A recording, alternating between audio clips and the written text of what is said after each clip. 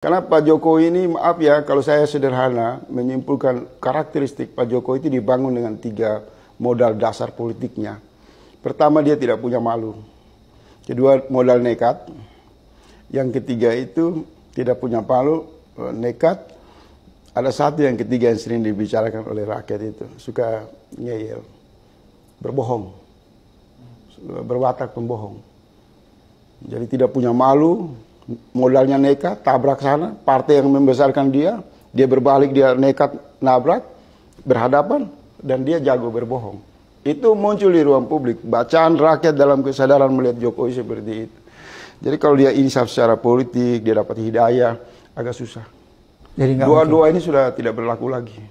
Karena karakteristik dia ini sudah tidak beda dengan apa yang disebutkan di awal tadi saya mengatakan, tidak beda dengan karakter Zionisme.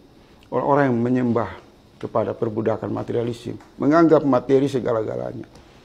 Dia tidak punya basic spiritual. Kalaupun ada itu simbol-simbol kemunafikan saja. Jadi Bung Faisal kayaknya tidak bisa berharap bahwa Pak Jokowi kembali ke kenegarawannya untuk menghentikan anaknya. Ya, Ibu Mega aja ditipu berkali-kali dan terakhir menyampaikan pidato yang mengagetkan publik. Itulah ungkapan tidak percaya. Bagaimana kita yang dari jauh? Tapi alhamdulillah kan kita nggak pernah ditipu sama Jokowi. Nah, banyak elit partai ini senang ditipu dan masih membiarkan. Kita mohon dan berdoa semoga mereka sadar. Apakah misalnya kalau Pak Jokowi tidak melakukan ini, kita berharap kepada Pak Prabowo yang keluar sifat kenegarawannya sebagai seorang yang senior, ya, untuk katakanlah misalnya begini, oke, kalau begitu karena situasi sudah sangat prahara, ya, situasi sudah sangat memprihatinkan, saya menghentikan, misalnya saya tidak melanjutkan, mengganti wakil saya. Oh, ini bukan lagi masalah Gibran, Bang. Oh, okay. Ini satu kerusakan dalam sistem bangunan yang besar, tidak lagi membicarakan kepentingan Prabowo kecil. Okay. Kalau hanya memperbincangkan Gibran, itu sudah berakhir di MK, sudah mewakili kesadaran kolektif rakyat bahwa ada kejahatan dalam perpaduan calon presiden dan wakil presiden. Hasil rekayasa MK. Ini bukan soal itu. Jadi soal apa nih? Ini pertunjukan keperkasaan kekuasaan yang semena-mena di segala sektor.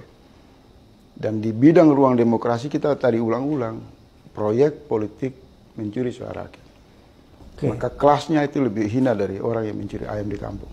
Jadi ini bukan lagi soal Gibran dan Kaisang. Ada yang kecil, ini buang tempat sampah. Okay. Bocah-bocah itu nggak usah dibahas.